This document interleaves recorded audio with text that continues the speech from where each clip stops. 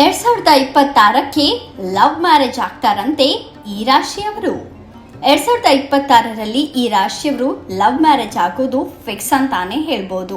ನೀವು ಯಾರನ್ನಾದ್ರೂ ಪ್ರೀತಿ ಮಾಡ್ತಾ ಇದ್ರೆ ಅದನ್ನು ನೀವು ಮನೆಯಲ್ಲಿ ಹೇಳಿಕೊಳ್ಳಲು 2026 ಒಳ್ಳೆಯ ವರ್ಷ ಅಂತಾನೆ ಹೇಳಲಾಗ್ತಿದೆ. ಹಾಗಾಗಿ ನೀವು ನಿಮ್ಮ ಪ್ರೀತಿ ಪಡೆದುಕೊಳ್ಳಲು 2026 ನಿಮಗೆ ಲಕ್ ತಂದು ಕೊಡುವ ವರ್ಷವಾಗಿದೆ. ನಿಮ್ಮ ರಾಶಿ ಇದ್ರೆ ಕಮೆಂಟ್ ಮಾಡಿ.